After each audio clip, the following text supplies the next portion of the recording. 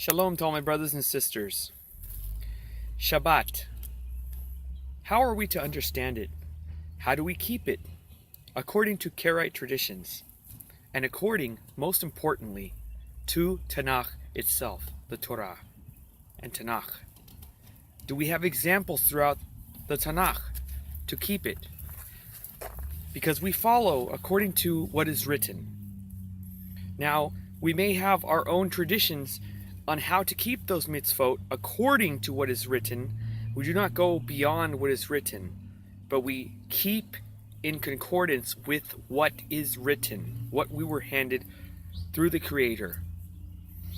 Shabbat and the reasons we are meant to keep it are mentioned numerous times throughout the Torah. For instance, in the Ten Commandments, Exodus chapter 20, we read, "Remember the Shabbat day and make it holy. 6 days you may work and do all of your necessary tasks, but on the seventh day is a Shabbat to Yehovah, your God. Do not do any work, you, your son, your daughter, your male and male servants, your animals, and the foreigner who lives among you in your territory." And in Exodus chapter 23, verse 12, we see, 6 days you shall do your necessary work, and on the seventh day you shall stop, in order that your ox and your donkey may rest, and that the son of your female slave or servant, as well as the stranger, may refresh themselves.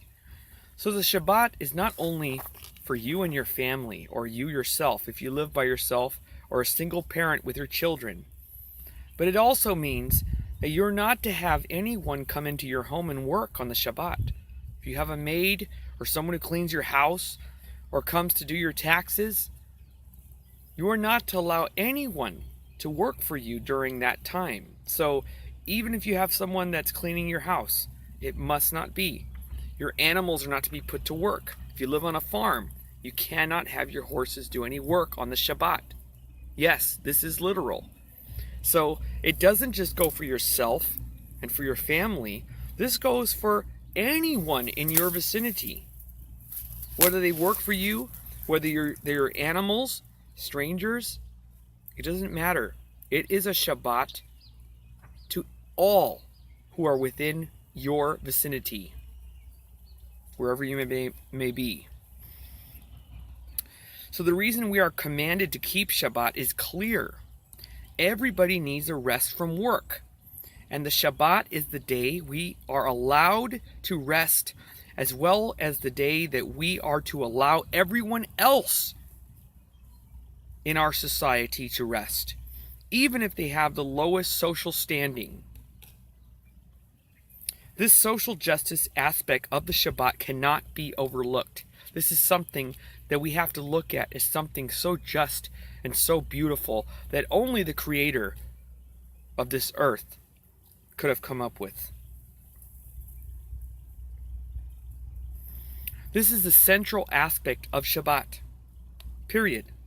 The examples given in the Torah of those who are allowed to rest, slaves, foreigners, meaning servants, foreigners, animals, are the same ones who might most easily be abused and taken advantage of by the more powerful in society, especially in that time, over 3,000 years ago. Again, you got to take your 21st century mind out of it. We're talking 3,000 years ago. And I will make a video about the term in English when translated as slaves. We need to understand what that exactly meant 3,000 years ago, and according to Israelites. So it's not the slaves of the South. It was not the slavery of African Americans or anything close to that. It has nothing to do with it, no connection whatsoever. But that's another video, another theme. We'll get into that.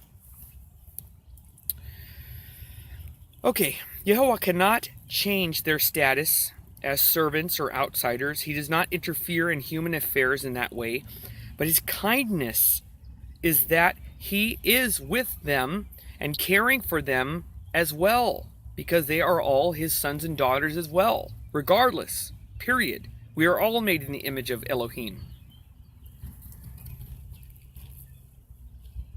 Yehovah protects us all. Even when we are at our lowest, different denominations or definitions of melacha, that which we are forbidden to do on Shabbat, is defined in various ways. Don't be fooled by the statement that melacha can only mean one thing and only the, I respect this understanding that the oral Torah is the only way we can understand melacha, but as a Karaite, and as learning the ways of Karaite, do not be fooled by this, because there are more ways to explain it, as we will see, which are forbidden to do on Shabbat. It's defined in various ways by various groups within Judaism itself. These definitions range from the very conservative to the bizarre. We're going to do an overview of all those things, because I want to give you all of it. I don't want to just give you little drips. I want the juices to flow out of your mouth. I want you to have it all. So that's what we're going to do here. For instance, the rabbis demonstrated their typical excessive legalism to define melacha as certain specific types of activities. Again, no disrespect whatsoever, because that's their traditions, that's their oral law, and I'm not here to attack. I want to give you all views. These are the activities and stipulations. The building of a tabernacle in the desert, for one. Regardless of the context in which the activity takes place, the complicated rabbinical system of melacha is highly counterintuitive, and in many cases allows for activities which should clearly be forbidden on Shabbat, while forbidding activities which should clearly be allowed. Now again, this is the view of Karaites, because we see things very differently on these subjects, but we respect that someone else feels differently. So I want to make that very clear. According to the rabbis, if you carry anything, no matter how large or how small, from a private residence into a public space, you have done a melacha. Period. So in many rabbinical communities around the world, you will see people wearing their keys around their necks on the Shabbat. Why would they do such a thing? The reason is that it is forbidden by the rabbis to carry even a key from one's private residence into a public area on the Shabbat. It's very strict. Therefore, they wear their keys around their necks in order that it now becomes like an article of clothing rather than an object being carried. Number 2, 2,000 years of exile with nothing to do except write more and more laws does have its strange consequences. Now again, this is not everyone's view on this. And again, myself, I don't view these things as strange. They are strange to Karaite beliefs as myself, but I do respect and honor these traditions. I do. On the other hand, as I used to learn in rabbinical yeshivas, this is the words of Melech ben Yaakov, it is technically allowed by the rabbis for a person to rearrange heavy furniture. Now think about this, okay? We're not allowed to carry things from place to place. Now, Melech ben Yaakov, who was rabbinical at one time, says that you can personally rearrange the furniture in your house, which in Karaite tradition would be melacha. That would be work, regardless if it's in your house or not. In his house, on the Shabbat. Because he is carrying the furniture only within the confines of his own private residence and not into a public area, the bizarre system of rabbinical melacha is complicated and contradicts many things, but it is not the scope of this article that I'm reading to you. Now again, this is written by another Karaite, Melech ben Yaakov, who used to be a rabbinical Jew, and now has been Karaite for many years now as well. So I'm just going over some of the things I agree with, some of the things I disagree with. Now, me personally, based on what I've learned and teachings over the years, is that if you carry things and move around things or do the dishes at home, this is considered melacha. It's absolutely melacha. So I would not recommend for you to be doing these sorts of things on Shabbat. Don't move stuff. Don't move things. Now, if there's an absolute emergency where you have to move something, for example, your pet gets stuck under something, or your child, God forbid, of course, you got to move something out of the way, protect them. A lot of people think their superstition is that another thing, the problem we have with the New Testament, the Christian Bible, the Greek scriptures, is that it says so many times that the rabbis got angry with Jesus for healing on the Shabbat. This is complete and utter nonsense. It is never, ever, ever written. It has never been a tradition that you are not allowed to heal or help the sick or the wounded on Shabbat. This is an absolute lie. That's why the stories in the New Testament are made up. They are not real. So then the question becomes, what is melacha? So what is the true definition of melacha? The word melacha appears in its various grammatical forms 69 times in the Tanakh, to tell you the truth. And each time it means precisely the same thing. A melacha is an activity which must be done in order to accomplish a certain desired goal. So for example, sweeping the house is an example of a melacha, because one must sweep the house in order to achieve a desired goal of making the house clean. Right? We can agree on that. That's very true. And going to work during the week is melacha because one must work in order to achieve the desired goal of making money. The fact that one may enjoy his work does not detract from the fact that the main reason we go to work is to make money. Period. There's no way around that. Number 3. What then would not be melacha? What would not be melacha? That's the question.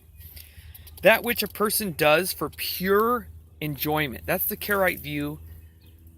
Completely something that is of complete joy to you. For one, in himself, within himself, rather than a means to an end.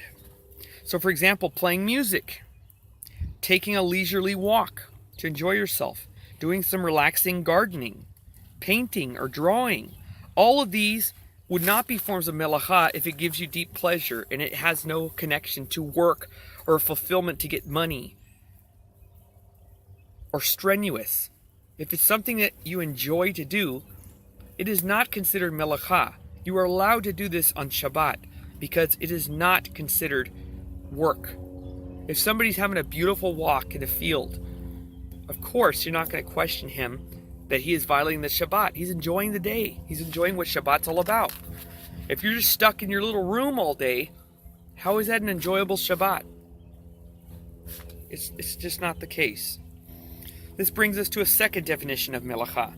The melacha is something as well that a person does as a means to an end, or rather than as an end in and of itself. Therefore, melacha can correctly be translated as necessary work. That's probably the best way to pronounce or to translate melacha. Necessary work or necessary tasks. Some more examples of melacha. The following are examples of melacha. Here we go. Harvesting one's field because the wheat needs to be in the marketplace. This is melacha. Going to work to make money is melacha. You must not do this on Shabbat. Jogging to lose weight. That's a goal, a task. You must not do this on Shabbat. Walking 3 hours in the heat to get to your mother's house is melacha because it is strenuous. It is not a joy or a thrill if it has these kinds of consequences. Painting the house because it hasn't had a fresh paint job in years is not what we are supposed to be doing on Shabbat. That is not rest.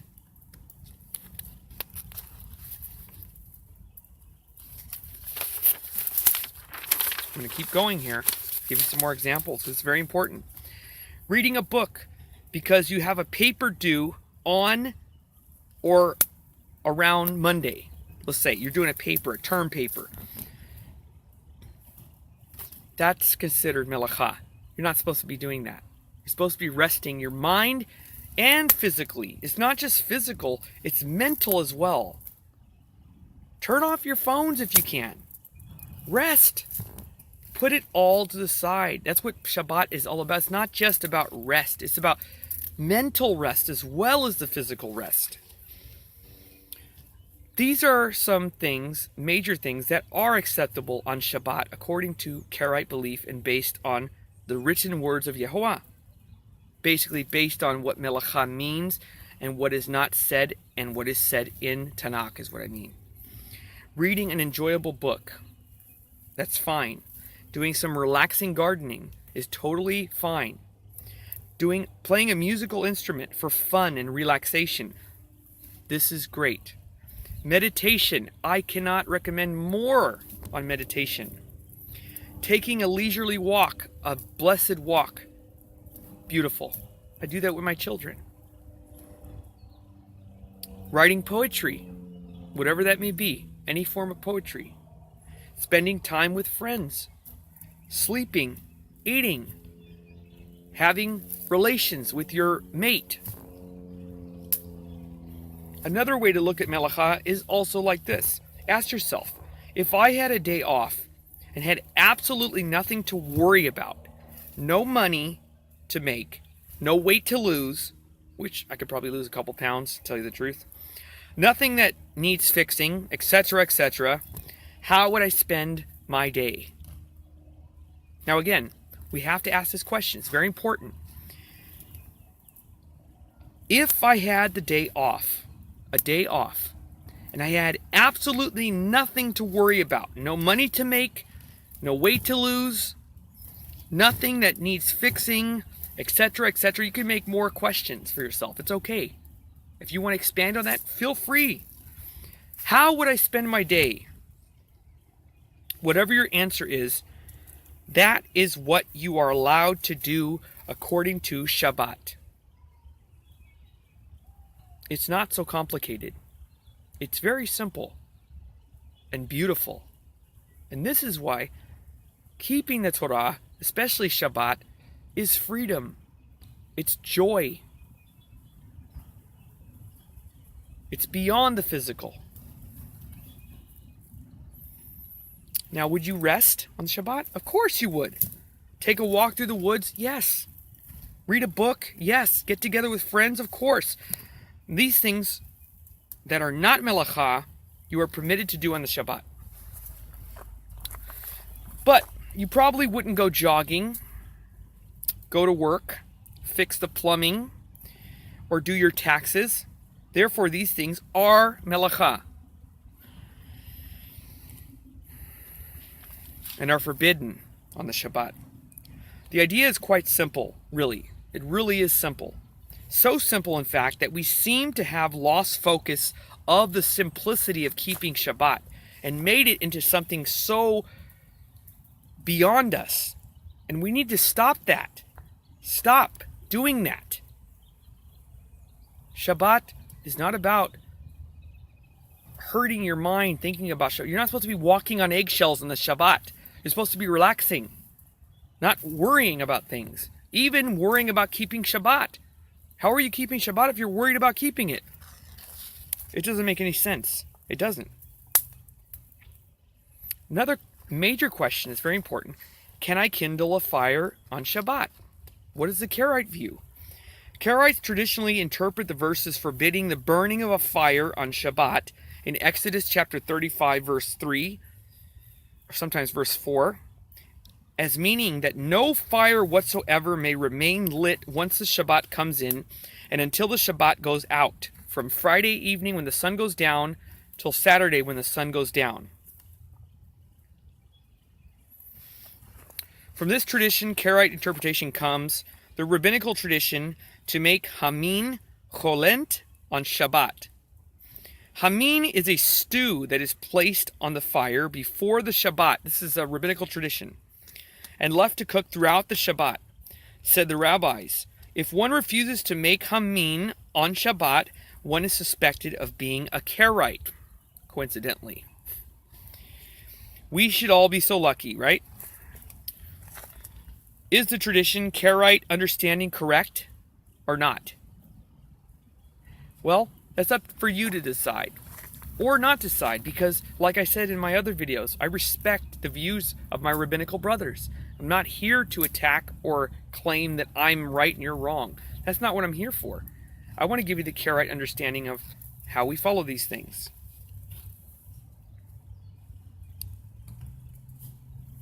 So, it is hard to know exactly who is right and who is wrong, and I'm not here to decide who is right and who is wrong. One possible compromise is our modern age is to completely refrain from the use of fire on the Shabbat, as far as Karaites go, but to permit the use of electricity. This is the approach that Karaites use. It is okay to use electricity because we need it for our daily needs, especially with families in this day and age. We don't live in huts. We don't live in Amish country. Some of us may, and if you choose to do that, there's nothing wrong with that. I'm just letting you know the information. Another big question, can I leave my house on Shabbat? In Exodus chapter 16, the children of Israel begin for the first time to receive manna from heaven, though they are told to collect a double portion on Friday and then rest from collecting on the Shabbat. Certain Israelites, stubborn as we are traditionally and still today, decide to go out to collect manna even on the Shabbat, but do not find any. Moshe, in response to this incident, reiterates to the children of Israel, look, because Yahuwah has given you the Shabbat, on Friday he gives you a portion for 2 days.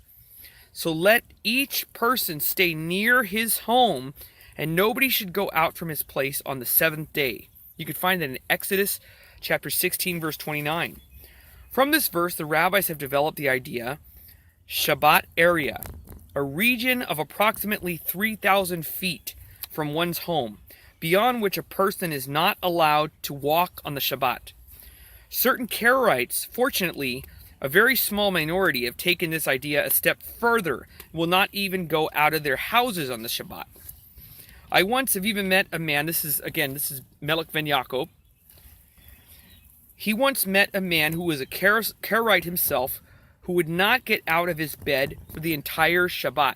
Now this is extreme to me. This is beyond extreme. But, like I said, people keep it their own way, and, it's just... that's your prerogative. In the end, it's between you and the Creator. Your judge is not a teacher. Your judge is the Creator. And we have to go according to His words.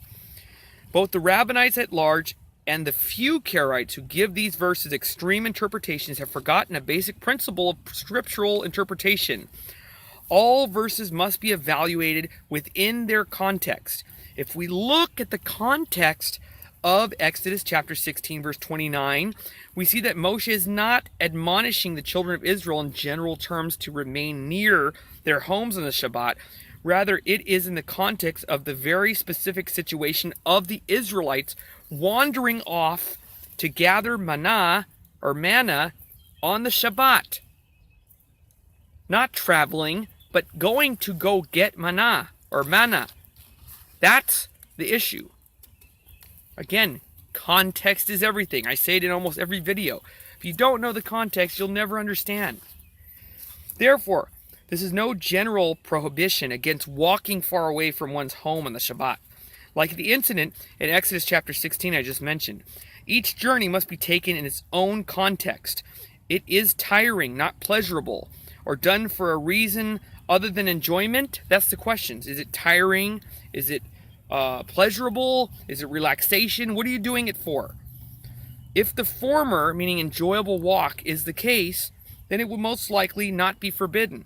But if it is to go gather manna or something else, or pick corn or pick fruits from your garden, then that is work to complete a task, like I said before many times.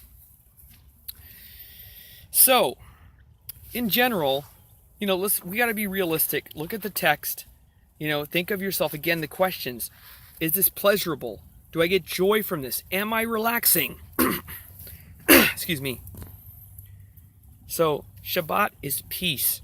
Not only physical peace and rest, but peace of mind and rest of the mind. So, I hope this video was helpful. Shalom to all of you. Have a blessed day. Yahuwah be with you.